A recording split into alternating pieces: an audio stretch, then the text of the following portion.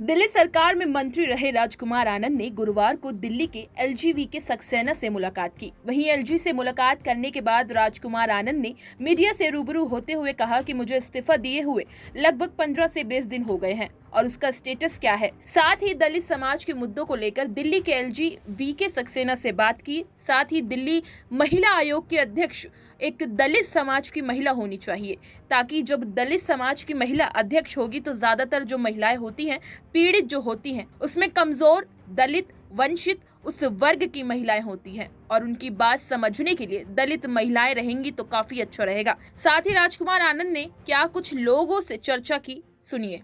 पहले तो आप सभी पत्रकार बंधुओं को मेरा नमस्कार। आज मैं एलजी महोदय से मिला और पर्पज़ यही था कि मैंने इस्तीफ़ा दिए मुझे काफ़ी समय हो गया, 20 दिन हो गए, तो उसका स्टेटस क्या है। एक दूसरा, जो दलितों का और जो मुद्दे में जिस वजह से मैंने इस्तीफ़ा दिया, वो मांग में आज चूँकि मैं मंत्री रहते वो काम नहीं कर पाया, तो मैं आज एलजी साहब से मिला और उनको ये बताया कि जो महिला आयोग है उसमें दलित महिला का अध्यक्ष होना कितना ज़रूरी है। अगर एक दलित महिला आयोग की अध्यक्ष होंगी तो जो ज़्यादातर महिलाएं होती हैं, पीड़ित जो होती हैं, उसमें कमज़ोर, दलित, वंचित उस वर्ग की महिलाएं होती हैं। उनकी बात समझने के लिए अगर कोई दलित महिला रहेगी तो वो ज़्यादा अच्छा रहेगा, कम्युनिकेशन अच्छा रहेगा। यही लॉ ऑफ रिप्रेजेंटेशन कहता है। तो ये बात मैंने उनको रखी कि इस पर चूँकि मुख्यमंत्री जी नहीं हैं तो आप उस पर संज्ञान लें और इसको काम को पुश करें। उसी तरह से मेरा बहुत कंसर्न है इस बात से और मैं तमाम जगह और डे वन से ये बात उठाता आया, यहाँ तक कि मैं जब विधायक भी नहीं था उससे पहले माननीय राजेंद्र पाल गौतम जी मंत्री थे, तब भी मैं ये बात उठाता रहता था कि जो SC ST फंड का जो पैसा है, जो SC SP कल्याण निधि का पैसा है, वो पूरा का पूरा SCओं पर खर्च नहीं किया जाता, जबकि ये मैंडेटरी है। इसका जो पैसा बजट में एलोकेट होता है वो पूरा पैसा हमें SC ST कल्याण में ही खर्च करना होता है, जबकि हज़ारों करोड़ रुपया पिछले 9 साल से हज़ारों करोड़ रुपया उसका डाइवर्ट कर दिया गया, जो SC ST के काम में नहीं आया, बाकियों के काम में आ गया। डाटा कुछ इस तरह से है कि 1 साल की मैं बात करूं तो चूँकि मैं अभी भी मंत्री हूं, अभी भी मेरा इस्तीफ़ा स्वीकार नहीं हुआ है, पद और गोपनीयता की शपथ लिए हुए हूं, तो मैं आपको डेटा शेयर नहीं कर सकता। लेकिन मैं ऐसे बता रहा हूं आपसे कि 500 करोड़ रुपया 1 साल में लगभग खर्च किया जाता है SC ST पर और करीब 2000 करोड़ रुपया डाइवर्ट करके बाकी कामों में खर्च कर दिया जाता है। तो हज़ारों करोड़ रुपया इस तरह का जो हुआ है वो किन परिस्थितियों में डाइवर्ट किया गया, उस पर जांच होनी चाहिए। उसी तरह से मज़दूरों का, जो मैं लेबर मिनिस्टर था और लेबर कंस्ट्रक्शन बोर्ड में 4270 करोड़ रुपया करीब उसमें जमा है, उससे उन मज़दूरों के कल्याण के लिए योजनाएं लागू करनी चाहिए। उसमें मैंने एलजी महोदय से गुजारिश की है कि उसमें आप संज्ञान लेकर आगे कुछ करें। इस तरह के जैसे सफाई कर्मचारी हैं, सफाई कर्मचारियों को नियमित करने की बात है, उनको परमानेंट करने की बात है, या उनका पुराना भत्ता नहीं दे रहे, उसकी डिस्कशन हमने एलजी साहब से की।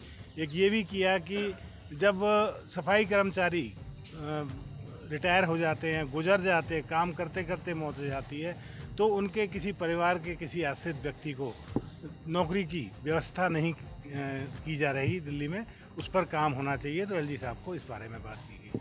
तो इस तरह की चीज़ों को, और एक हमारा Delhi schedule caste finance corporation में जैसे बताया कि हज़ारों करोड़ रुपया डाइवर्ट कर दिया गया, और SC ST में एकमात्र हमारा एक ऐसा कॉरपोरेशन है जो SC को, ST को, OBC को, सफाई कर्मचारी को, माइनॉरिटीज़ को छोटे छोटे लोन और फीडर का फाइनेंस, इस तरह के छोटे छोटे फाइनेंस करता है। एक ही इकलौता दिल्ली सरकार का एक वो है कॉरपोरेशन, और उसमें भी इतना वित्तीय संकट है कि उसमें 8 महीने से लोगों को तनख्वाहें नहीं दी जा रही, लोगों का मतलब स्टाफ को तनख्वाहें नहीं दी जा रही, और 2 स्टाफ ने सुसाइड कर लिया है वित्तीय संकट के चलते। तो उसके लिए भी हमने गुजारिश की है कि उसके पैसों के लिए जल्द से जल्द व्यवस्था की जाए। और आखिरी इसमें ये था कि देखिए, हम एक इंक्लूसिव सोसाइटी में रहते हैं, ऐसा नहीं है कि मैं दलित दलित दलित दलित कर रहा हूँ तो दलितों में ही रहता हूँ। इंक्लूसिव सोसाइटी है और सबका अपना अपना रिप्रेजेंटेशन परसेंटेज के हिसाब से हक होता है, सबका अपना अपना हिस्सा होता है, उसी तरह से सब कुछ चलना चाहिए और चलता है। लेकिन दिल्ली में या जैसे एक तीर्थ यात्रा योजना है, बड़ी सफल योजना है दिल्ली सरकार की और हम सबको खुश होना चाहिए कि हम दिल्ली में रहते हैं और एक ऐसी योजना चल रही है। लेकिन 100 से ज़्यादा ट्रेनें जाने के बावजूद एक भी तीर्थ यात्रा दलितों की जो बोध गया है या बाबा साहेब डॉक्टर भीमराव अंबेडकर को की जन्मभूमि या कर्म भूमि पर भेजने का एक भी ट्रेन का काम नहीं कराया गया, जबकि हज़ारों लोगों ने पोर्टल पे अपना रजिस्ट्रेशन करा रखा है। तो बाबा साहब का फ़ोटो लगाकर राजनीति करने का और उनके लिए काम करना दो अलग अलग बातें हैं। इसलिए जब मैंने आज ट्वीट किया है तो उसमें लिखा है कि डुप्लीकेसी का मतलब ये डिप्लोमेटिक होना एक बात है राजनीति में, लेकिन डिप्लोमेटिक होना तो एक बात है, लेकिन डुप्लीकेसी होना अलग बात है। देखो, लवली जी ने जो कहा है मैं भी उससे इत्तेफाक रखता हूँ कि आम आदमी पार्टी को और कांग्रेस को गठबंधन नहीं करना चाहिए था कम से कम दिल्ली में। आज जिन लोगों को गाली देकर आम आदमी पार्टी यहाँ तक पहुँचती है उनके साथ गठबंधन कर लेती है। आज कांग्रेस का वोटर आम आदमी पार्टी को वोट नहीं देगा और आम आदमी का वोटर कांग्रेस वाले कैंडिडेट को वोट नहीं देगा, तो फिर इस गठबंधन का फ़ायदा क्या है? आज हम यहाँ पर कांग्रेस का गलवैया करते रहें और पंजाब में उनको गाली देते रहें, तो इस तरह के गठबंधन का कोई फ़ायदा नहीं है। मेरा समर्थन हर कमज़ोर, हर दलित के साथ है और हर सच्चाई के साथ है। अभी मैं किसी पार्टी की तरफ नहीं देख रहा, किसी उम्मीदवार की तरफ अभी नहीं। नहीं, बिल्कुल नहीं कर रहा, बिल्कुल जल्दी नहीं कर रहा मैं बीजेपी, और ना लेट कर रहा। अभी मैं किसी पार्टी की तरफ देख ही नहीं रहा, क्योंकि राजनीति हम लोग क्यों आम आदमी पार्टी से जुड़े थे, क्योंकि उन्होंने कहा था कि राजनीति बदलेगी तो देश बदलेगा। कोई ऐसी पार्टी दिखे जो राजनीति देश बदलने की बात करे। ये मेरा देश बदलना चाहिए, मैं समाज की बात करता हूँ और ये सबको मिला दिया जाए, सारे समाजों को मिला दिया जाए तो देश बन जाता है।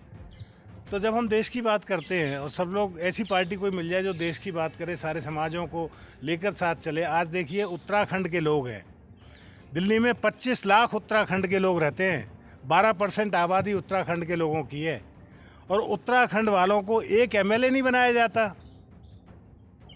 बात हर चीज़ रिजर्वेशन से नहीं है मैडम, बात यह है कि रिप्रेजेंटेशन भी एक चीज़ है। आज उनका कौन ध्यान रखेगा? आज दिल्ली का मुख्यमंत्री दिल्ली का राजा है, देश का प्रधानमंत्री देश का राजा है। ये लोग अगर ध्यान नहीं रखेंगे तो कौन ध्यान रखेगा? हमें लोगों के लिए लड़ना है, लोगों की आवाज़ बनना है। अगर लोगों की आवाज़ नहीं बनना होता, राजनीतिक पार्टियों का ही काम करना होता, तो मंत्री तो मैं था ही, आज सड़क पे खड़ा हूँ।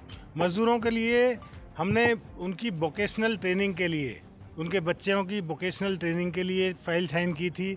हमने उनके बच्चों के लिए आईएएस का जो कोचिंग होती है उसके लिए फाइल साइन की होती है। आप मेरे से अगर पूछना चाहते हैं, आपके पास समय है, तो मैं समाज कल्याण विभाग की बात करते हैं, दलितों की बात नहीं करते।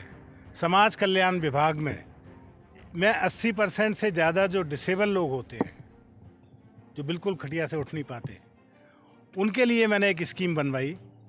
उन अधिकारियों से जिनको ये कहते हैं कि वो काम नहीं करते, वो बीजेपी से मिले हैं, वो एलजी से मिले हुए हैं, उनसे मैंने फाइल बनवाई, उनसे स्कीम बनवाई कि आप एक ऐसी स्कीम बनवाइए जिससे 80% से ज़्यादा डिसेबल लोगों को एक अटेंडेंट मिल सके और उसको मिनिमम वेज मिले। अभी 2500 रुपया मिलता है, मिनिमम वेज मिले, और वो फाइल बनाकर, वो स्कीम बनाकर, उसका कैबिनेट नोट बनाकर मुख्यमंत्री की टेबल पर भेज दिया, और उसमें सिर्फ मुख्यमंत्री के साइन रह गए।